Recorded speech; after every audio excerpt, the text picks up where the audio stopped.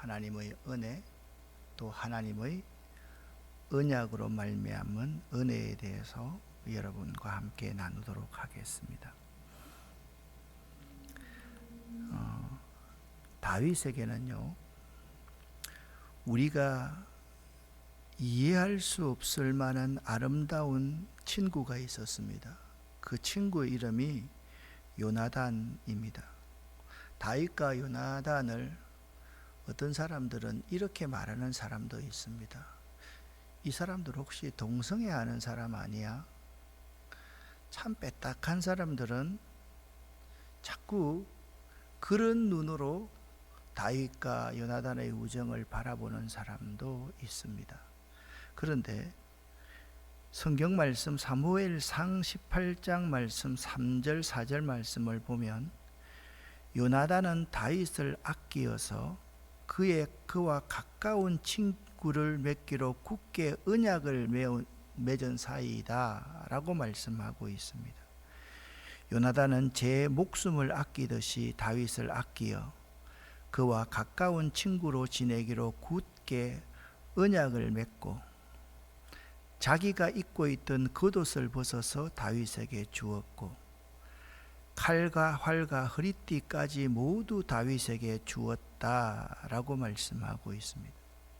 이 요나단이라는 사람 인물이 어떤 인물인가 하면 사울 왕의 장자입니다. 그러니까 옛날 왕조 시대에는 장자가 왕위를 이어받게 되어 있습니다. 또한 현재의 그는 군대의 천부장인 장군입니다. 그러니까 사울 왕조에서 서열 두 번째의 막강한 군사력까지 가지고 있는 사람이었습니다. 속으로 다윗을 사랑하듯 아끼는 마음이 있다 할지라도 자기의 신분과 권위의 상징인 겉옷과 무기 그리고 허리띠까지 다윗에게 모두 내어준 일은 말로 설명할 수 없는 극진한 둘 사이의 관계입니다. 이것이 언약입니다. 이렇게 만난 다윗과 요나단은요, 죽을 때까지 변함없는 사랑, 이것은 인간의 상상을 초월한 그러한 우정이었습니다. 이 다윗과 요나단의 관계를 예수 그리스도와 우리와의 관계다, 그렇게 해석할 수도 있을 것입니다. 요나단은요, 자기 아버지 사울 왕이 다윗을 죽이려고 함을 알고서 자기의 목숨을 걸고 다윗을 구출하기 위한 노력을 아끼지 않았습니다. 다윗이 죽으면 쉽게 자기가 왕위를 차지할 터인데도요, 다윗의 생명을 살리려고 자기의 목숨을 걸었던 사람이 요나단이었습니다. 또한 요나단은요, 평소에 한결같은 마음으로 고매한 인격과 깊은 영성, 넉넉한 사랑을 지니며 살아온 덕에 요나단이요, 옛날에는 그렇습니다. 그 시대에는 아버지라 할지라도 왕명을 어긴 죄는 극형에 처하게 되어 있습니다. 사무엘상 14장 44절 말씀을 보면 사울이 이렇게 선언을 합니다. 요나단, 너는 죽음을 피할 수 없다. 내가 너를 처형하지 않는다면 하나님이 나에게 천벌을 내리시고 또 내리실 것이다 라고 말을 했습니다. 그래서 사울 왕은 요나단을 사형에 처하기로 작정을 합니다. 그때 군인들과 온 나라 백성들이 그를 살리기 위해서 나섰습니다. 이스라엘에게 이렇게 큰 승리를 안겨준 요나단을 죽여서야 되겠습니까, 왕이여? 절대로 그럴 수 없습니다. 주님께서 살아계심을 걸고 맹세합니다. 그의 머리털 하나도 땅에 떨어져서는 안 됩니다. 그는 오늘 하나님과 함께 이 일을 이루어 놓은 사람이기 때문입니다 라고 말을 하면서 왕명을 어긴 죄로 죽을 처지에 되었을 때 군인들과 백성들이 사울 왕에게서 그의 목숨을 구할 정도로 그는 모든 백성들과 군인들의 존경을 받는, 한 몸에 받는 그러한 사람이었습니다.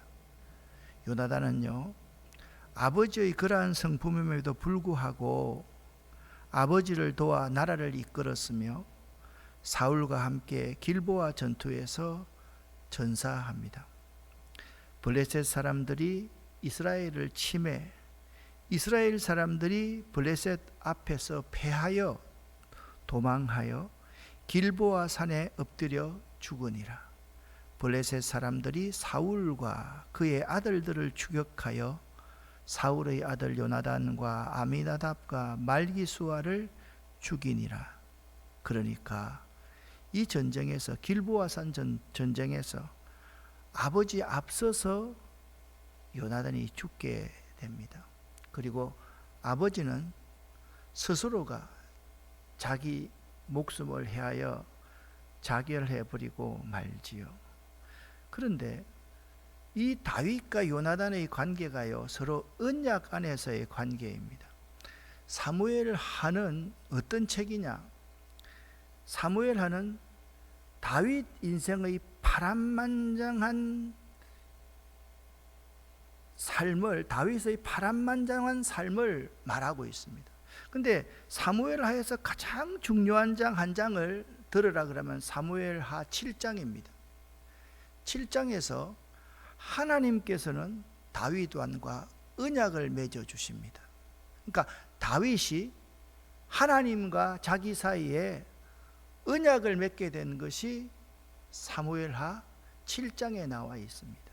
그러니까 사무엘하 11장부터 가면요, 다윗이 밧세바를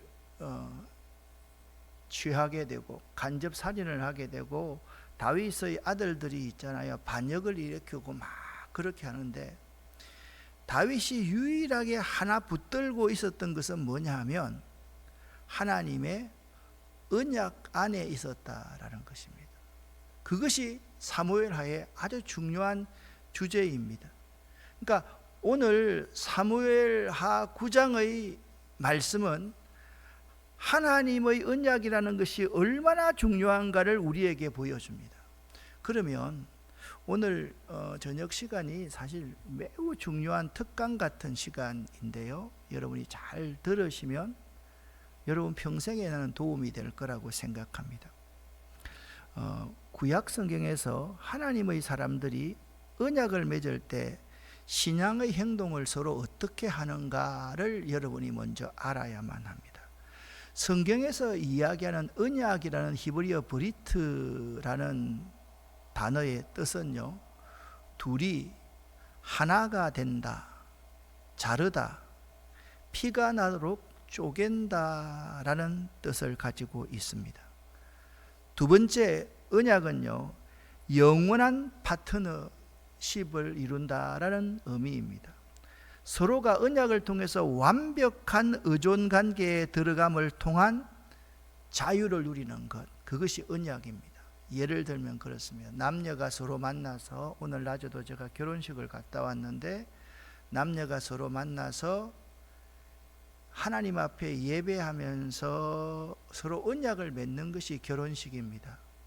그래서 저는 이렇게 생각합니다. 요즘 젊은 사람들이 너무 결혼식을 쉽게 생각하는데, 결혼식에 주례 없이 뭐 그렇게 결혼식을 하면 되지라고 생각하는데, 우리 믿는 사람들은 반드시 결혼 예배로 하나님께 드려야지 결혼식을 하나의 자기 인생의 이벤트로 삼아서는 결코 안 됩니다. 낮에 결혼식을 제가 비판하는 게 아닙니다. 믿는 사람들은 되도록 결혼을 할 때 교회에서 하는 것이 참 좋습니다. 그런데 오늘날 많은 믿는 사람들이 교회에서 하지 않고 그냥 결혼식장에서 이렇게 결혼식을 하는데요, 1년 전에 결혼식장 구하느라고 그렇게 정신이 없습니다. 돈도 엄청나게 많이 듭니다. 근데 교회에서 하나님 앞에 조촐하게 예배를 드리는 것이 참 좋습니다. 그 언약을 통해서 자유를 누리는 거예요. 지금까지는 내가 청년 남녀로 이렇게 각자 생활하다가 서로가 서로에게 한없는 자유를 누리는 것, 그것이 언약 안에 있다라는 의미입니다. 세 번째, 이 브리트라는 언약의 의미는 나 자신의 삶보다 귀한 어떠한 것을 갖게 됨을 의미합니다. 그러니까 나보다 나와 언약을 맺은 그 사람이 더욱더 귀하다.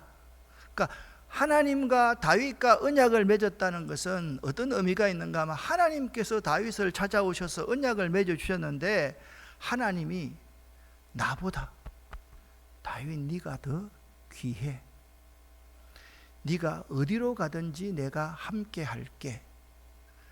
그것이 바로 언약의 의미다라는 것입니다. 그러면 성서시대에 언약 안에 들어간다는 의미, 자, 누구와 누구가 언약 안에 들어간다라고 이렇게 생각을 해봅시다.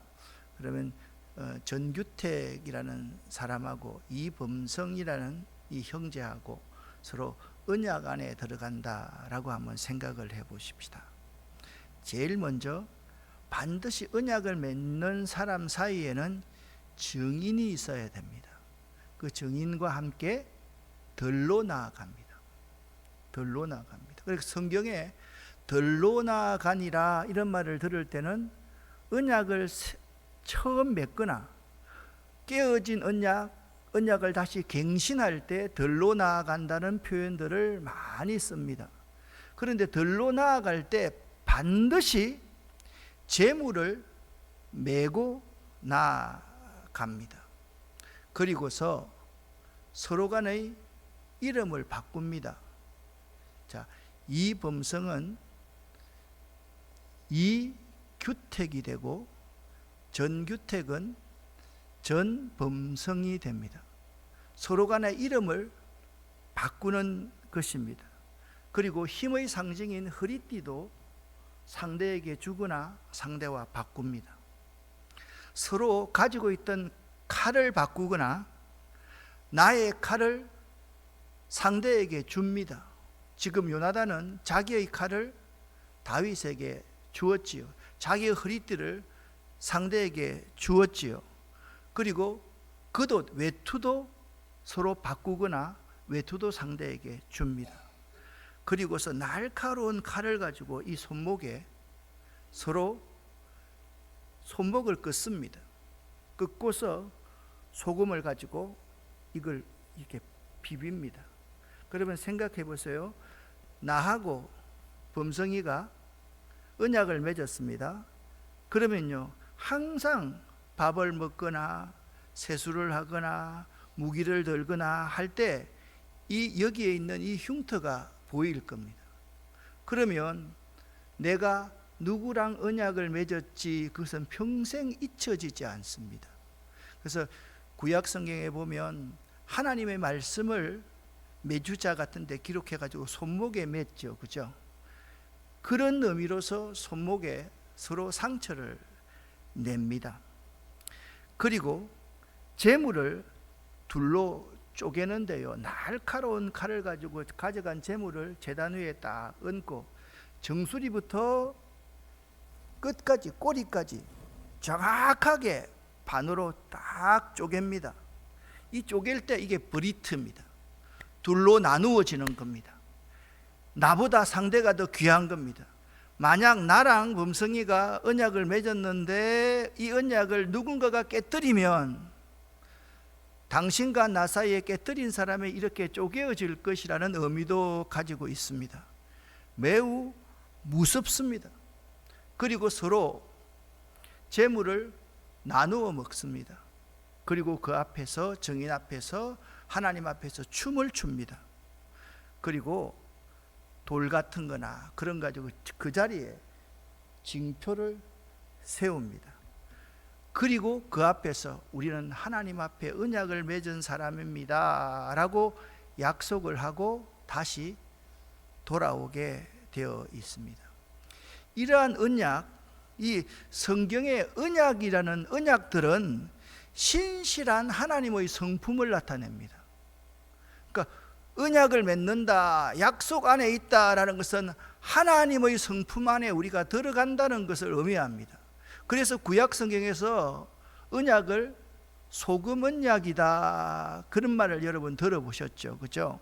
소금은 부패를 방지하는 것으로, 소금 언약이라는 것은 부패하거나 침식되지 않는 언약을 말을 하는데 영원 불변한 언약이다, 그런 의미가 소금 언약이라는 의미입니다. 지금 다윗과 요나단은 이러한 언약 안에 들어가 있기 때문에 서로가 상대의 적이 나의 적이 되고 나의 적이 그 사람의 적이 됩니다. 우리 둘은 영원한 파트너십을 형성했기 때문에 나보다 상대가 훨씬 더 귀하다고 여길 수밖에 없습니다. 그래서 요나단은 다윗과 언약을 맺었기 때문에 자기 차지의 왕위도 다윗을 위해서 내어주려고 하고, 자기 아버지 사울이 다윗을 죽이려고 할 때 목숨을 걸고 다윗을 살리려고 했던 사람이 요나단이었습니다. 다윗과 요나단도 이러한 언약의 과정을 거쳤습니다. 사무엘상 20장 11절 말씀을 여러분과 제가 함께 읽어보겠습니다. 요나단이 다윗에게 이르되 오라 우리가 들로 가자 하고 두 사람이 들로 가니라. 아멘. 지금부터 두 사람이 들로 가니라, 이 말은 두 사람이 언약을 맺으러, 언약을 갱신하러 가는 것이다 라는 점을 잊지 마시기를 바랍니다. 사무엘상 20장 11절부터 35절까지 중간에 생략하고 현대인의 성경으로 함께 읽어보겠습니다. 들로 나가자. 그리고서 그들은 함께 들로 나갔다. 그때 요나단이 다윗에게 말하였다. 내가 내일 이맘때나 아니면 늦어도 모레 이맘때에는 너에 관해서 아버지와 이야기해보고 아버지가 너를 어떻게 생각하는지 즉시 너에게 알려줄 것을 이스라엘의 하나님 여호와의 이름으로 약속한다. 만일 아버지가 화를 내시고 너를 죽이려고 하는데도 내가 이것을 알려 네가 도망할 수 있도록 하지 않으면 여호와께서 나를 죽이시기 원한다. 여호와께서 내 아버지와 함께 하셨던 것처럼 너와 함께 하시기를 바란다. 그리고 너는 내가 사는 날 동안 여호와의 사랑을 나에게 베풀어 내가 죽지 않도록 할 뿐만 아니라 여호와께서 너의 모든 원수들을 완전히 멸망시키신 다음에도 내 가족에게 사랑과 친절을 베풀 것을 잊어서는 안 된다. 그만. 14절을 잘 보십시오. 오늘 본문 말씀이 바로 여기에 연결됩니다.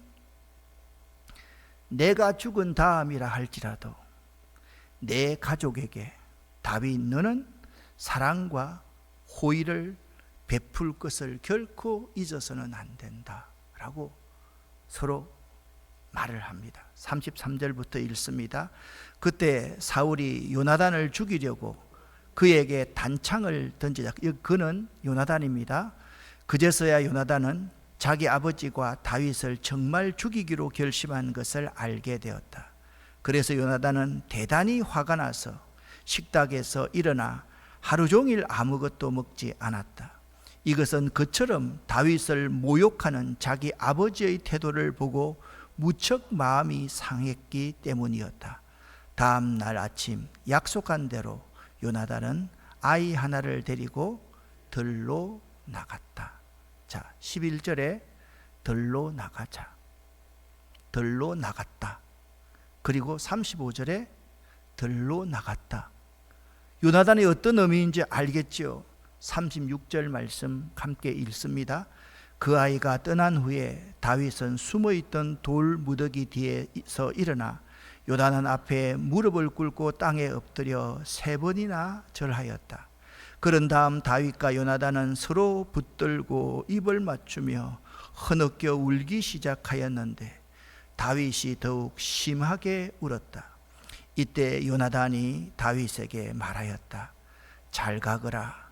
우리는 여호와의 이름으로 서로의 우정을 약속하고 너와 나 사이에 그리고 내 자손과 내 자손 사이에 여호와께서 영원한 증인이 되실 것이라고 말하였다. 그런 다음에 그들은 서로 헤어져 다윗은 떠나고 요나단은 성으로 돌아왔다.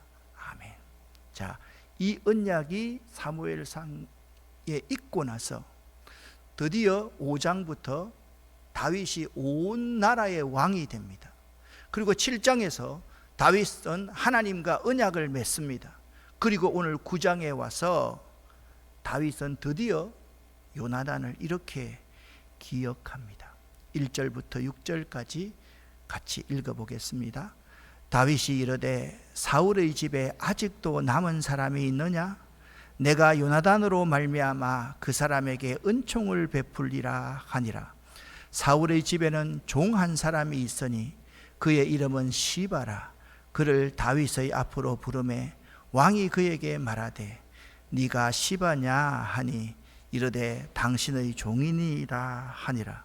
왕이 이르되 사울의 집에 아직도 남은 사람이 없느냐?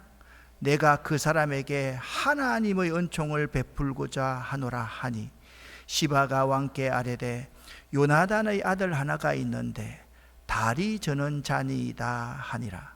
왕이 그에게 말하되 그가 어디 있느냐 하니 시바가 왕께 아뢰되 로드발 암미엘의 아들 마길의 집에 있나이다 하니라. 다윗 왕이 사람을 보내어 로드발 암미엘의 아들 마길의 집에서 그를 데려오니 사울의 손자 요나단의 아들 무비보셋이 다윗에게 나와 그 앞에 절하여 엎드려 절하매 다윗이 이르되 무비보셋이여 하니 그가 이르되 보소서 당신의 종이니이다. 아멘. 2절 하반절에 여기 시바라는 사람이 당신의 종이니이다 라고 하고 요나단의 아들 무비보셋도 당신의 종이니이다. 이 말은 나는 당신에게 복종합니다. 절 죽이지 마십시오. 이런 의미를 담고 있습니다. 여러분, 옛날에는 원수의 왕을 대적한 반대파들은 구족을 멸했지 않습니까? 그런데 있잖아요. 이 사람들이 죽지 않으려면 당신의 종이니이다. 이 말을 하지 않으면 안 됐습니다. 다윗 왕은 시바를 불러서 사울의 집에 남은 사람이 있느냐? 내가 그 사람에게 하나님의 은총을 베풀고자 하노라고 묻습니다.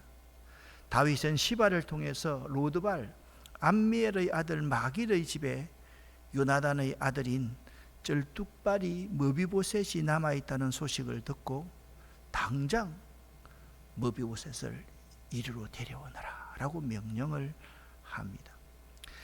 그때 무비보셋의 입장에서는 어떠했겠습니까, 여러분? 아이고, 이제야 내 생명이 끝이로구나. 이제 내가 죽는구나. 그렇게 생각했을 겁니다.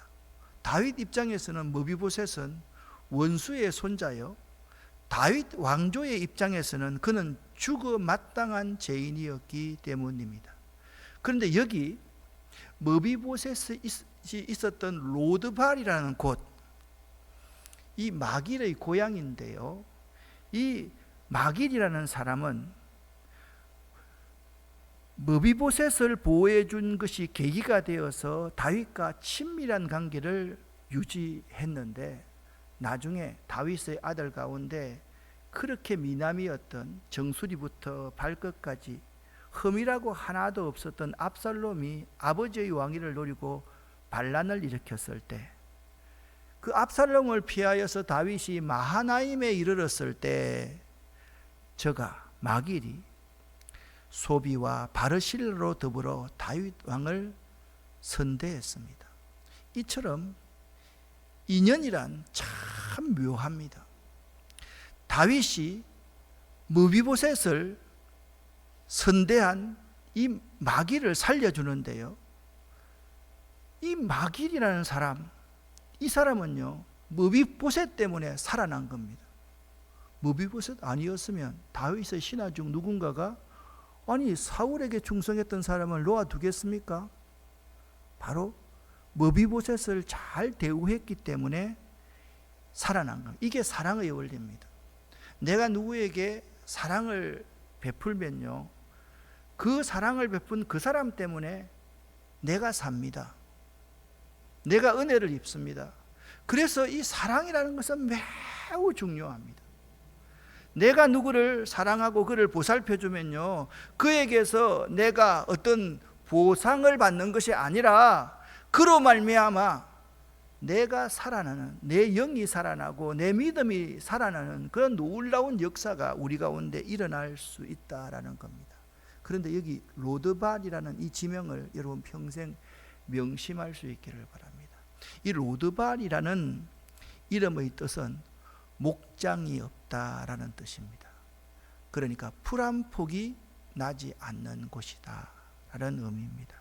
그러니까 머비보셋은요, 지금 도망하여서 척박한 땅에서 인간 이하의 생활을 하고 있었던 것이죠.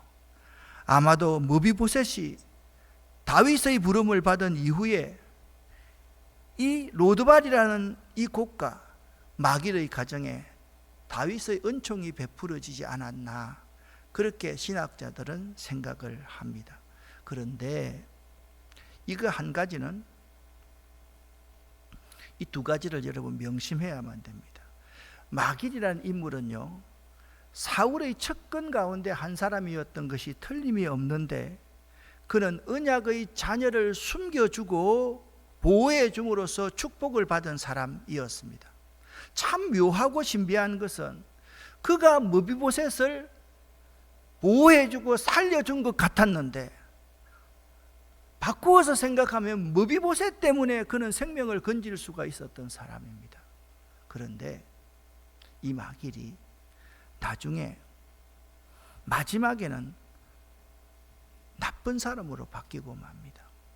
압살롬의 반역으로 다윗 왕이 피난길이 올랐을 때 이 마길이요, 머비보셋의 재산이 참 탐이 났던 거예요. 머비보셋의 재산이 어느 정도 많았는가 하면 사울 왕이 누리고 있던 모든 재산을 그대로 머비보셋이 다 받았거든요. 그리고 엄청난 재산을 받았던 거죠. 그 머비보셋의 재산을 강탈하기 위해서 머비보셋을 모함을 합니다. 그것으로서 이 사람은 다시 망하게 됐죠. 여러분, 은혜를 잃어버리게 하는 것은요, 욕심이에요. 욕심이 참 무섭습니다. 그래서 성경은 무릇 지킬 만한 것보다 네 마음을 지켜라, 네 생각을 지켜라. 그걸 잘 우리가 지켜야 돼요. 우리 마음과 생각이 탐욕, 욕심, 욕망에 빠지지 않도록 이걸 잘 지키는 것이 생명의 근원이다. 성경은 그렇게 말씀하고 있기 때문입니다. 드디어 다윗이 요나단과 만납니다. 요나단이 죽었는데 어떻게 요나단과 만나요? 또 다른 요나단인 요나단의 아들 머비보셋과 만나게 됩니다. 다윗이 얼마나 감격스러웠을까요?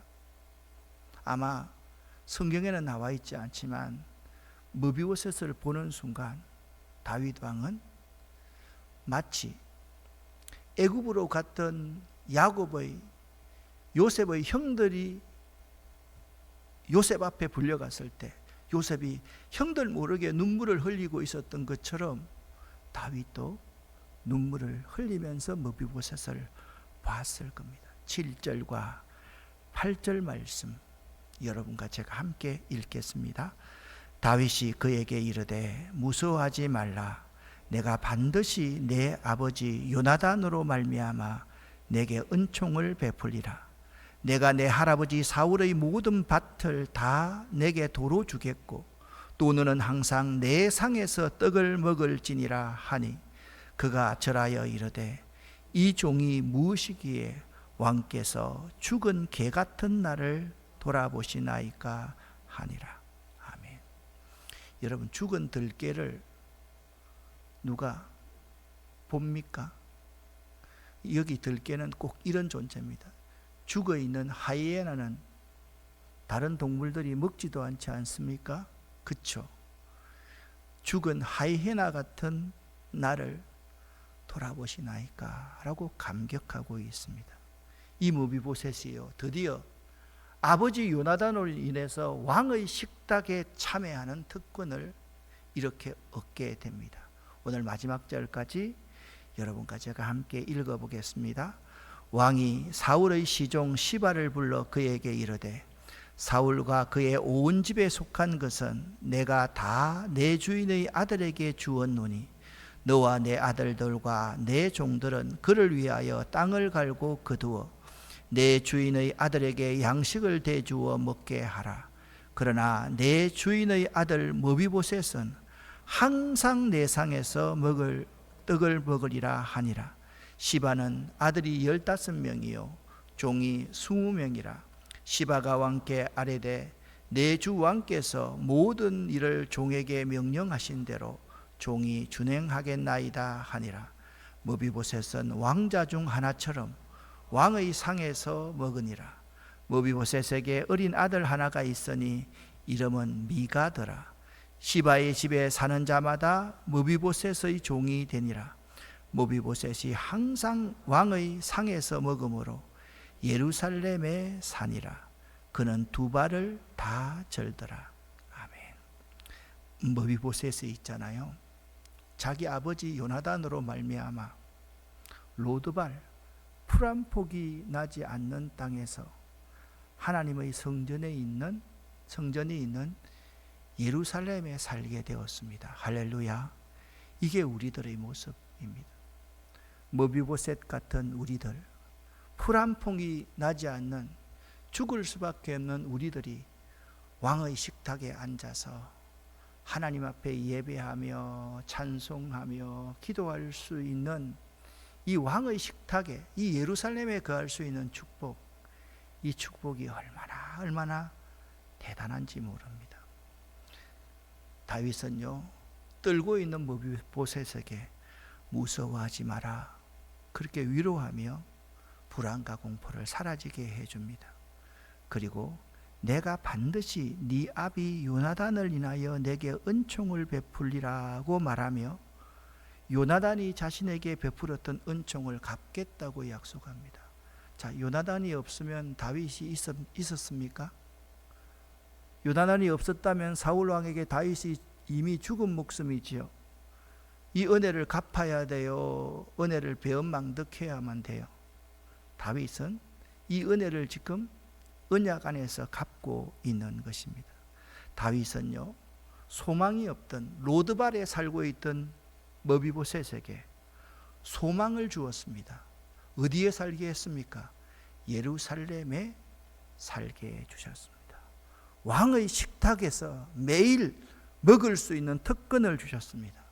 특별한 은총을 요나단으로 말미암아 무비보셋에게 베풀고 있는 것입니다. 다윗은 말합니다. 모든 재산을 다 회복시켜 주겠다라고 말합니다. 그리고 너는 항상 내 상에서 먹을지니라, 그렇게 명령하십니다.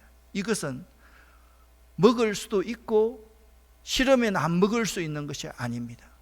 항상 왕자들과 함께 무비보셋은 자리하여서 왕의 식탁에서 앉아서 밥을 먹어야 했습니다.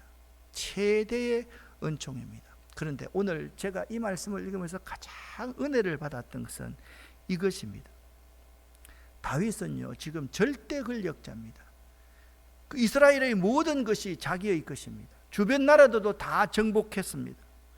자신이 모든 것을 가진 왕으로서 자신이 선심을 베푼 것을 가시하지 않습니다. 다윗은 이렇게 말을 합니다. 내가 무비보셋에게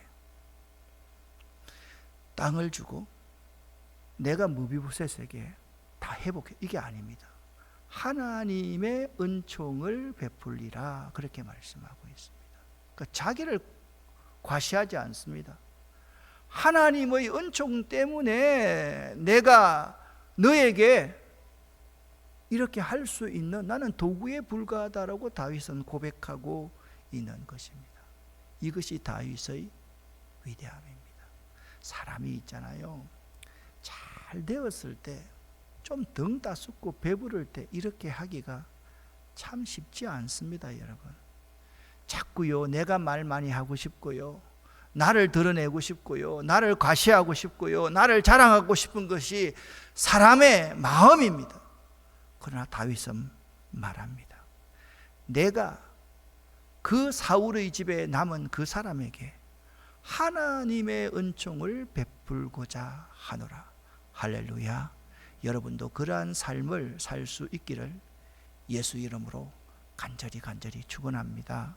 여러분, 돈 좀 있다고 돈 가지고 다른 사람 도와줄 때 괜히 어깨에 힘주지 마세요. 내가 이 일했다, 내가 이루었다, 내가 했다, 그렇게 나를 앞세우지 마세요. 그것이 얼마나 하나님 앞에 교만한 일인지 모릅니다. 하나님의 은총이 아니면 다윗이 지금 이 자리에 있을 수가 없었지 않습니까? 요나단이 아니고 다윗이 어떻게 이 자리에 살아날 수 있었겠습니까? 요나단이 아니었다면 다윗이 온 나라의 왕이 될 수 있었겠습니까? 다윗은요, 하나님의 은총 아래 살아갔던 사람인 것입니다. 이에 대하여 므비보셋도 이렇게 말합니다. 이 종이 무엇이기에 왕께서 죽은 하이에나 같은 나를 돌아보시나이까? 라는 지극히 겸손한 마음으로 다윗의 호의를 받아들입니다. 과연 그 아버지 요나단의 그 아들입니다. 우리는 생각할 때 므비보셋이요, 두 다리를 다 쓰지 못하는 장애를 가진 사람이다, 그 장애를 보는데, 중요한 것은 그 장애가 중요한 것이 아니라 이 마음속에 있는 이 인격입니다. 신앙의 인격입니다. 그의 아버지와 똑같은 신앙의 인격, 이것이 요나단에게서 므비보셋에게 그대로 흘러 전수되어졌다라는 사실을 알아야 됩니다. 아무리 풀 한 폭이 자라지 않는 그곳에서 거지 같은 생활을 하였다 할지라도 므비보셋은 요나단의 핏줄이었던 것입니다. 여러분, 한번 생각해 보세요. 다윗과 요나단이 언약을 맺었으면 므비보셋은 언약 안에 있는 사람입니다. 할렐루야. 그래서 므비보셋이 대단한 겁니다. 우리가 있잖아요, 참 중요하게 생각해야 되는 것이 내가 언약 안에 있는가가 매우 중요합니다. 내가 언약 안에 있어야 됩니다. 하나님과 예수 그리스도가 맺었던 그 언약 안에만 있으면 하나님께서 예수 그리스도에게 주신 모든 권세와 능력을 우리가 다 받는 복을 우리도 받을 수 있기 때문입니다. 할렐루야. 그래서 언약 안에 있는 것이 매우 중요합니다. 내가 언약을 맺지 않았다 하더라도 내가 언약 안에 있기만 하면 됩니다. 오늘 이것이 사무엘하의 주제입니다. 아무리 우리가 죄악 가운데 있고 이 세상 가운데 휩쓸려서 살아간다 할지라도 이것 한 가지는 잊지 마시기를 바랍니다. 나는 예수 그리스도를 믿는 예수님의 언약 십자가 언약 아래에 있는 사람이다. 이것을 잊지 마시기를 예수 이름으로 간절히 축원합니다. 그리고 한 가지만 더 부탁을 드립시다. 여러분과 제가 좀 잘 되었을 때 자기가 선심 쓴다 그렇게 자기를 드러내고 자랑하지 말고 하나님의 은총의 도구가 될 수 있기를 예수 이름으로 간절히 축원합니다. 기도하겠습니다. 우리 교회는 주여 믿습니다 세 번을 부르짖는데요, 첫 번째는 나는 주님을 믿습니다 입니다. 두 번째는 나는 주님께서 하신 그 약속의 말씀을 믿습니다, 그 의미의 주여 믿습니다 입니다. 세 번째 주여 믿습니다는 그 약속의 말씀이 오늘 이 시간 나에게 이루어짐을 믿습니다 라는 의미입니다. 주여 믿습니다. 3번 부르고 기도하고 돌아가겠습니다. 주여 믿습니다. 주여 믿습니다. 주여 믿습니다. 나는 주님을 믿습니다. 나는 주님의 그 약속의 말씀을 믿습니다.